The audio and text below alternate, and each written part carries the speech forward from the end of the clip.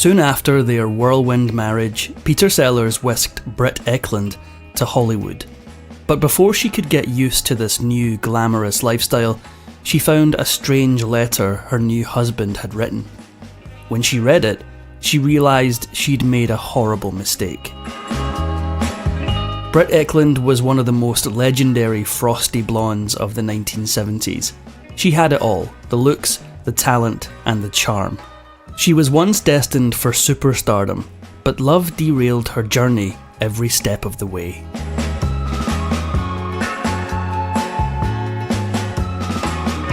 Before becoming an icon in her own right, she got a taste of the high life from her father, Sven Ekland, a celebrated Swedish curler. Thanks to her dad, Ekland enjoyed life as a Swedish socialite, but her fame would soon overtake her father's, catapulting her to international notoriety. Apparently, even Bond girls have awkward teenage years. Ekland doesn't look back too fondly on her youth, saying she struggled with her body image. But she made sure to play to her strengths, leaning into her comedic side and always trying to make people laugh. Something that helped Ekland's early success was her striking resemblance to another blonde bombshell, Brigitte Bardot.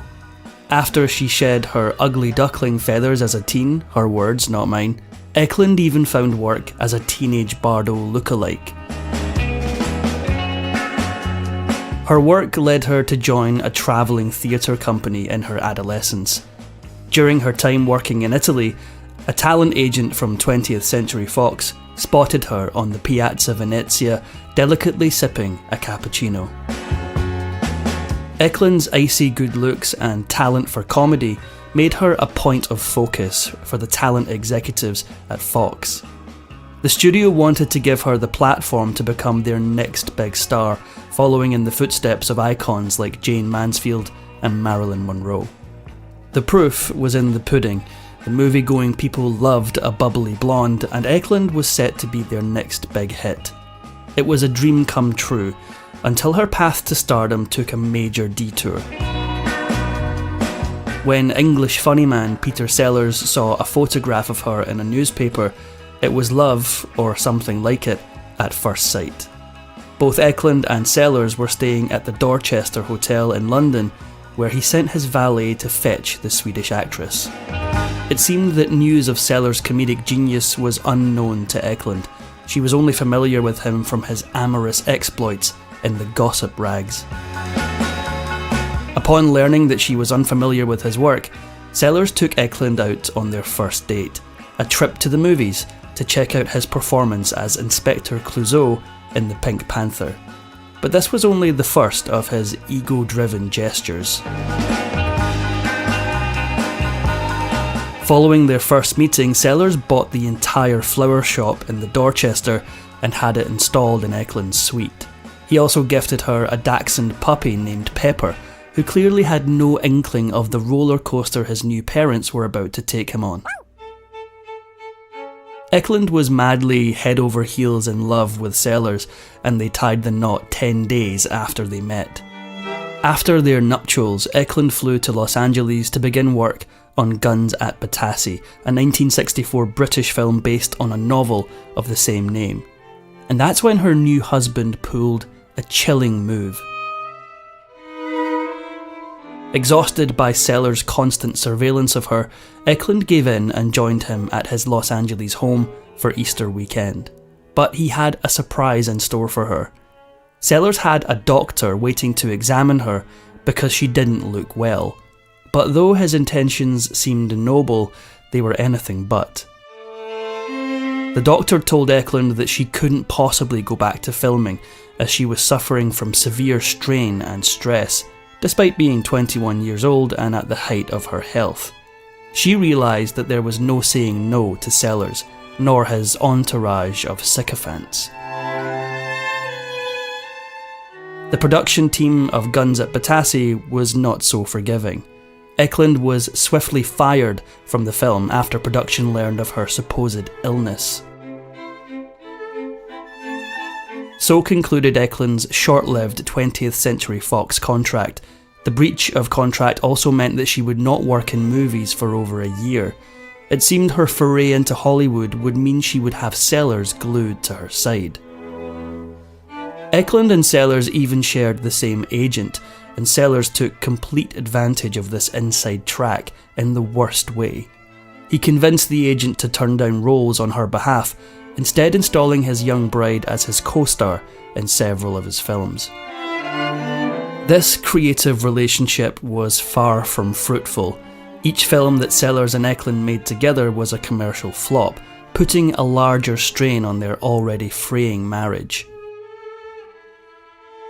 Sellers would constantly threaten Ekland with divorce, only to pull back at the last second and act as if nothing had happened.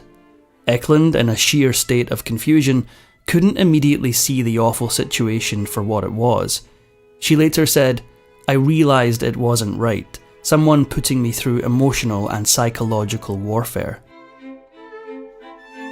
Another confusing aspect of Ekland's life was her reputation as a pin-up.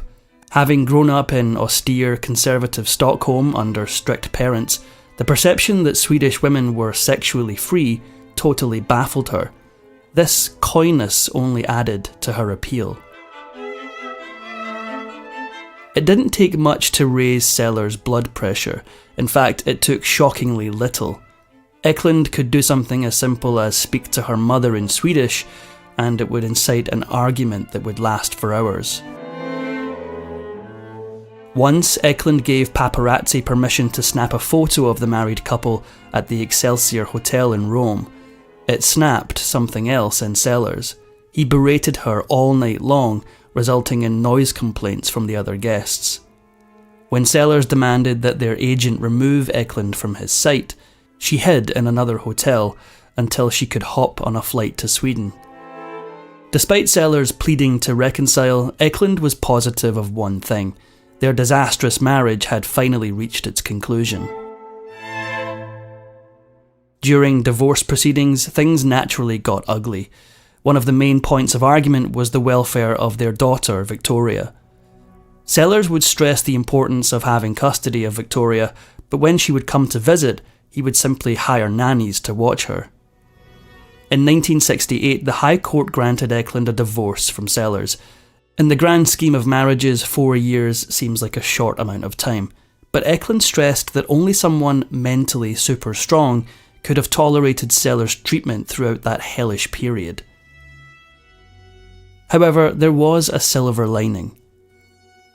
Ekland's bougie upbringing made her a perfect contender for hanging around with Sellers' royal admirers. Instead of spending her weekends partying, she was dining out with Princess Margaret or on hunting expeditions with the Queen. Her previous life as a Swedish socialite made her feel totally at ease in the British upper crust. So at ease that she even romanced one of them. Ekland's re-emergence onto the dating scene was different to your average fresh divorcee. One of her first forays into new romance was with Lord Lichfield, the Queen's cousin. However, this wasn't enough to hold Ekland's interest. She dumped him for being a bit dull. Clearly, her previous romance had upped her expectations for romantic excitement. Finished with British royalty for the time being, Ekland set her sights on someone a little more trendy. The notorious Warren Beatty was Hollywood's lover boy du jour, and even Ekland couldn't resist getting in on the action. She wrote in her memoir, "He could handle women as smoothly as operating an elevator." Damn. But it comes as no surprise, given Beatty's reputation, that their relationship wasn't entirely above board. During their little tryst, he was publicly dating actress Julie Christie. They couldn't appear in public for fear that Christie would find out, so Ekland and Beatty rendezvoused at adult cinemas. She couldn't understand why Beatty would want to watch other people, on screen. To me, that's just bizarre. What kind of pleasure do you get out of it? Well, Beatty didn't last long on her roster. Ekland quickly got what modern linguists would refer to as the ick and moved on. William Friedkin, the directorial mastermind behind The Exorcist, cast Ekland in his 1968 movie musical The Night They Raided Minsky's. Filming took place during Ekland's divorce proceedings from Sellers and was reportedly a driving force behind their split. Sellers was incensed by the risque scenes Ekland performed in the film, and this added fuel to the fire of their divorce. But in a way, it was the best kind of revenge. Minsky's premiered 4 days after Ekland finalised her divorce, and her performance in the film won her the critical acclaim she always dreamed of. Finally living as a free, successful woman, the world became her oyster. She completely embraced her status as a groovy 70s pin-up, taking full advantage of the new audience awarded to her by her breakout role in Minsky's. Ekland starred alongside Michael Caine in the iconic film Get Carter, and the role fully established her as one of the era's foremost blonde bombshells.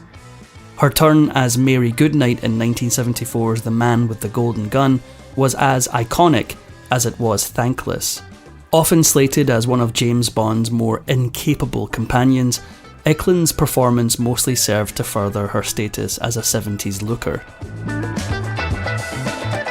A fateful LA party studded with rock royalty brought Ekland and Rod Stewart together.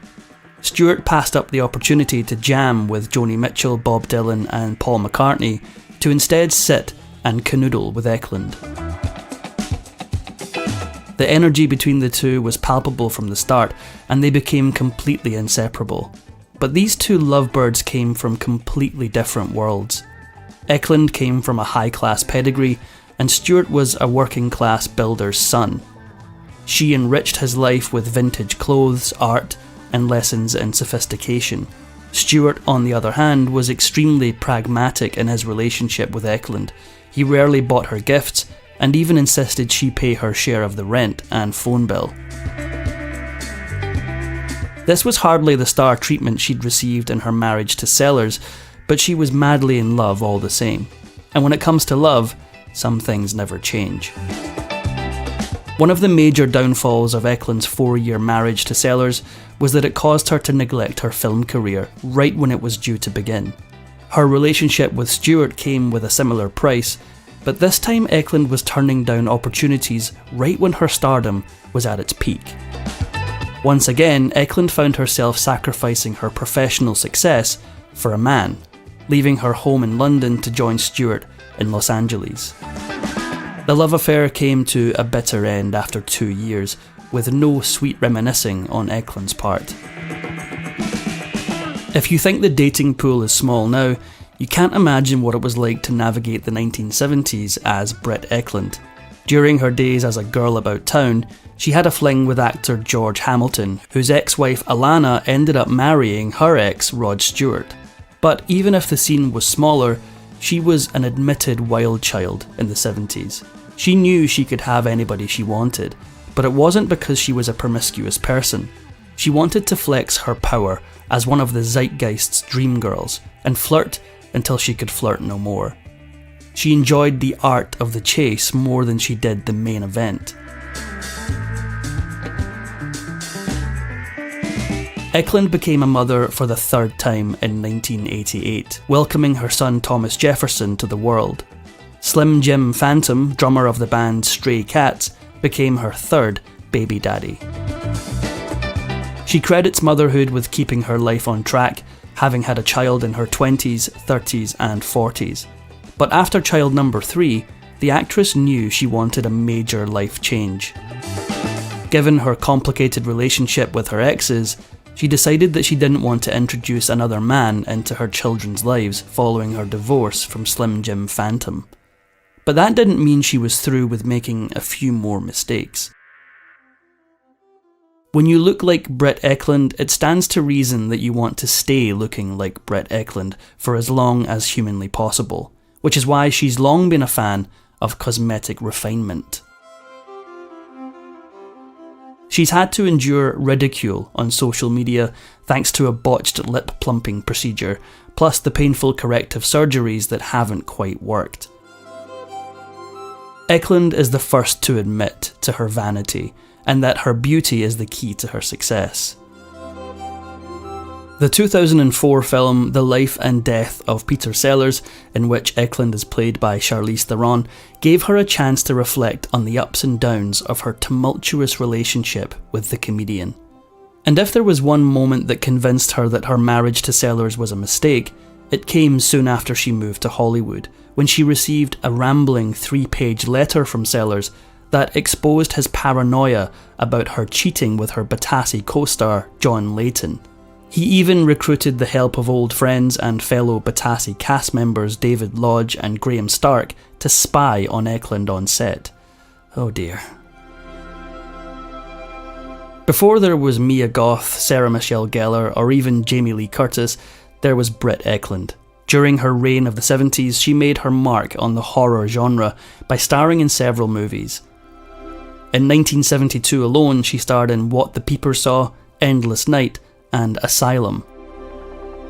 Moreover, the most famous film of Ekland's horror oeuvre is a favourite among fans of the genre, but filming was rife with controversy.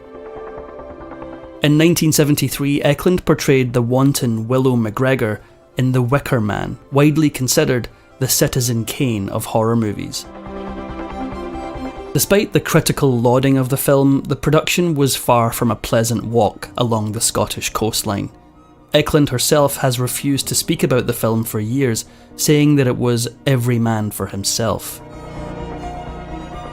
One of Ekland's gripes with the filming was quite intimate. Her role as the saucy innkeeper's daughter required her to perform a stripped-down dance number. She insisted that she would only appear naked from the waist up, as she'd just discovered she was 3 months pregnant with her son Nick and felt self-conscious. But production needed that bottom shot, so they came up with a crafty solution. Producers hired the help of an exotic dancer from Glasgow who happily provided them with the missing element of their scene. This was no shade toward Ekland's sensual appeal, as The Wicker Man set her up to take on one of the most enviable roles of her career, cementing her place in the pop culture canon. If you enjoyed this video, please give it a like and subscribe for more videos.